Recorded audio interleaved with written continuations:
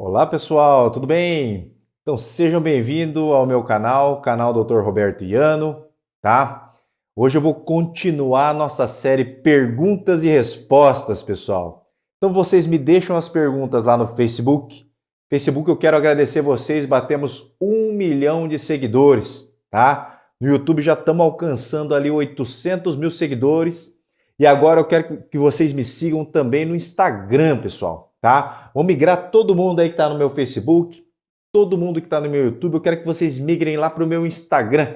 Instagram eu mostro mais as coisas do dia a dia, né? Como é que eu vivo aí, que horas que eu vou trabalhar, que eu venho almoçar, que eu fico com a família. Você vai conseguir ver mais sobre o meu dia a dia. É no Instagram, tá, pessoal? Então o único Instagram que eu tenho é o dr.iano. Qualquer outro Instagram que tiver minha foto lá é fake, aí você denuncia.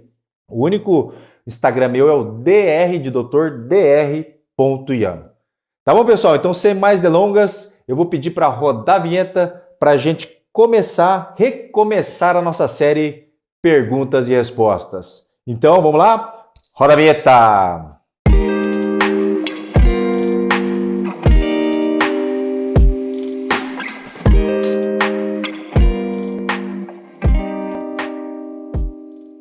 Olá, amigo do coração, tudo bem? Eu sou o Dr. Roberto Iano, cardiologista, especialista em marca-passo. Então eu sei, pessoal, que vocês ficam bravos comigo, que eu não consigo responder todo mundo. Cada vídeo que eu posto, graças a Deus, ali são mais de 200, 300. Tem vídeos meus aí que chegam a mais de 1000 comentários. Maioria agradecendo, eu fico feliz. Alguns perguntando, tendo alguma dúvida, né? Então vou continuar a nossa série. A gente fez a primeira série de 20 capítulos. Já recomecei a nova série, já estamos no 5º capítulo agora, em que eu respondo as perguntas que vocês me deixam lá no Facebook, no Instagram e no YouTube, tá? Então vamos lá, vamos começar aqui com as perguntas. Ó, eu sempre imprimo aqui a listinha de perguntas e eu vou lendo na ordem aqui, porque a dúvida de um pode ser a dúvida de 1000, pode ser a dúvida de 10 mil pessoas, tá? Então vamos lá. Iraci de Souza perguntando: eu tenho diabetes, estou com 62 anos e venho sentindo muita dor no peito. O que fazer? Bom, Iraci, a gente sabe que o diabetes, né, é um dos fatores de risco para doença aterosclerótica. Ou seja, quem tem o diabetes, principalmente o diabetes mal controlado, tem o maior risco de ter infarto, tem o maior risco de ter derrame, tem o maior risco de evoluir para insuficiência cardíaca, tem uma maior chance de ter um dia insuficiência renal, que são os rins fracos, né? Então, se você tem diabetes, que eu considero aí um fator de risco mais letal para a doença da coronária, e você está sentindo dor no peito, o que você tem que fazer, lógico, é investigar. Será que essa dor que você está sentindo é uma dor cardíaca? É uma dor relacionada à artéria entupida do coração? Você não pode ficar em casa sentindo dor no peito, sendo que você é diabética, e pode ser que você é uma diabética mal controlada, enfim, se não for, melhor. Mas se você tiver um diabetes ainda mal controlado, o que é o diabetes mal controlado? Aquele que fica com valores de hemoglobina glicada acima de 7. Já expliquei em outros vídeos, mas vale a pena aqui a gente ressaltar. Como é que a gente sabe se o diabético está bem controlado ou não? Através da hemoglobina glicada. Hemoglobina glicada, ele estima quanto que teve o seu diabetes nos últimos 90 dias, né? Então ele é um exame muito bom para ver se o teu diabetes está bem controlado ou não. Se você tem a hemoglobina glicada acima de 7 é porque está descontrolado. Se ela está abaixo de 7 é porque você é um diabético, mas um diabético bem controlado. Então se você tem diabetes, que é um dos principais, depois da hipertensão, é um dos principais fatores de risco para aterosclerose, para ter infarto e está tendo dor no peito, procure um bom cardiologista para investigar. Hoje existem aí uma série de exames, desde os mais simples, como o teste ergométrico, ecocardiograma com estresse, depois os mais refinados, como a cintilografia miocárdica, angiotomografia das coronárias, ressonância nuclear magnética com esforço, enfim, cateterismo cardíaco. Existem inúmeros exames que o médico pode solicitar para ver se a dor é do coração ou não, para ver se você tem artéria entupida do coração ou não. A única coisa que eu recomendo é que você não fique em casa parada, sem fazer nada, sem ter certeza se a dor é cardíaca ou não. Tá bom, Iraci? Espero ter te respondido, tá? E continue me acompanhando. Vamos lá para a segunda pergunta. Luiz Armando perguntando: boa noite, doutor. Bom dia, boa tarde, boa noite.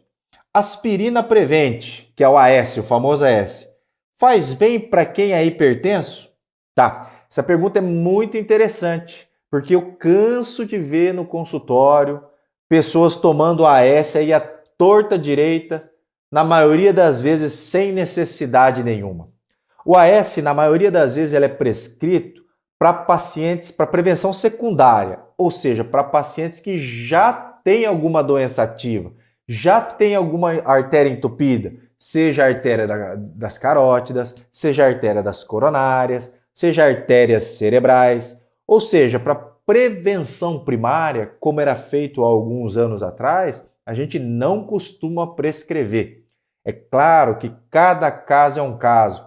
Existem pacientes de muito alto risco. O paciente é obeso, dislipidêmico, diabético mal controlado, hipertenso. A gente, em alguns casos, pode até optar em prescrever o AS, mesmo antes da pessoa ter um evento duro, que a gente fala, que é o infarto, que é o derrame cerebral. Mas só pelo fato de você ser hipertenso, você não tem que tomar AS, tá? Então, se você toma o AS só para pressão alta, você vai retornar no teu cardiologista e perguntar para ele: será que eu preciso realmente tomar essa medicação, né? Será que eu tive algum evento? Será que eu tenho a comprovação de que eu realmente tenho alguma artéria entupida do coração? Você vai discutir isso com o teu médico.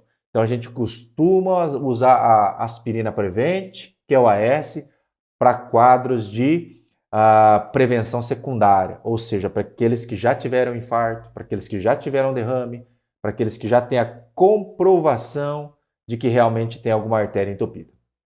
Tá bom, Luiz Armando? Acho que ficou bem claro, né? Deu para tirar a tua dúvida. Pessoal, não esquece de compartilhar o vídeo, pessoal. Então essas perguntas são as perguntas genéricas. A dúvida de um é pergunta de 100, 1000, 10 mil. E você compartilhando o vídeo, você ajuda a espalhar mais o nosso canal, a nossa comunidade Amigos do Coração. Tá bom? Vamos lá para a terceira pergunta. Sandra Bolos perguntando: doutor, boa tarde. Poderia me tirar uma dúvida? Quem está com coração grande pode fazer bariátrica? Meu filho é obeso e precisa fazer. Para você investigar, às vezes esse coração grande foi até decorrente da obesidade. Você imagina, eu sempre falo, você imagina um coração que era para mandar sangue ali para 80 quilos, né? E agora não, a pessoa tem lá 160 quilos, ou seja, o coração está tendo que trabalhar dobrado. Então a obesidade é uma das causas do aumento do tamanho do coração. E esse aumento do tamanho do coração pode a longo prazo fazer o quê? Com que o coração fique fraco, com que o paciente evolua para a insuficiência cardíaca. Então, só pelo fato do coração ser grande, não contraindica a bariátrica, tá? Fazer a cirurgia de redução do estômago. Mas aí tem que ver, será que o coração já está com insuficiência cardíaca? E se tiver com insuficiência cardíaca, será que não é necessário primeiro compensar a insuficiência cardíaca para depois liberar para a cirurgia? Por isso que a avaliação pré-operatória é muito importante, tá? Então, muito fácil chegar o cirurgião lá e operar. Mas antes de operar, com certeza ele vai pedir uma avaliação de risco cirúrgico. Eu falo, até por uma cirurgia de extração dentária, o paciente deveria passar antes com o cardiologista para fazer uma avaliação, se necessário otimizar um tratamento ou outro, se necessário solicitar um exame complementar ou outro, para depois poder operar com total segurança, né? Sei que em muitos locais o médico acaba operando sem antes pedir avaliação de risco cirúrgico, mas a orientação é que para qualquer cirurgia ele passe antes, né, com um bom cardiologista para ele poder fazer a avaliação de risco cirúrgico. Na verdade, a gente que é cardiologista, a gente não fala se pode ou não pode operar, mas a gente classifica o risco cirúrgico. Será que o risco é baixo? Será que o risco é moderado? Será que o risco é alto? Será que o risco é muito alto? Entendeu? Então, o ideal é que ele avalie direitinho se esse coração grande está atrapalhando ou não o funcionamento natural do coração, se tem risco de ter artéria entupida do coração ou não, que faça avaliação do risco pré-operatório para depois, então, ele possa fazer a cirurgia, já que é uma cirurgia eletiva, para que ele possa fazer a cirurgia com tranquilidade, sem risco de ter aí uma descompensação cardíaca ou até um infarto agudo do miocárdio ali no momento da cirurgia. Tá bom, Sandra Bolos? Então é isso, é a dica que fica. Vai ter que fazer o risco cirúrgico, vai ter que fazer a avaliação pré-operatória. Vamos lá, pessoal, para mais uma pergunta aqui então. Shirley Traspaspadim. Shirley Traspaspadim. É um nome diferente. Olá, doutor, me diga. Quem tem o coração fraco quem tem o coração fraco e tem que fazer exercício pode fazer? É fundamental que quem tem insuficiência cardíaca, não só quem tem insuficiência cardíaca, mas toda pessoa tem que se exercitar. Existem raras doenças cardíacas ou aquele momento em que o paciente acabou de infartar, ou aquele momento em que a insuficiência cardíaca está descompensada, ou raras doenças aí como ataque cardíaco ventricular polimórfica, catecolaminérgica, em que o aumento da frequência cardíaca pode desencadear alguma arritmia. Aí até que se compense o coração, pode ser contraindicado o exercício físico mais extenuante. Mas com certeza, se você tem o coração fraco, não é que você pode fazer exercício físico. Você tem que fazer exercício físico. Porque o exercício físico vai melhorar o condicionamento do teu coração, vai deixar a médio e longo prazo o teu coração mais forte, vai melhorar a tua insuficiência cardíaca.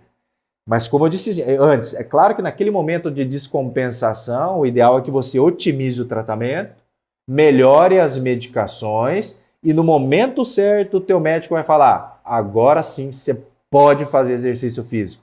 E aí você vai começar com exercício físico de leve intensidade, se possível, claro, muitas vezes não é possível, mas se possível, com um personal habilitado e especializado em reabilitação cardíaca. Com o passar das semanas, você vai aumentando a intensidade até que você atinja uma carga que é a carga ideal para você, tá? Então, mesmo você que tem o coração fraco, não é que você pode fazer, você vai ter que fazer exercício físico para melhorar o condicionamento do teu coração.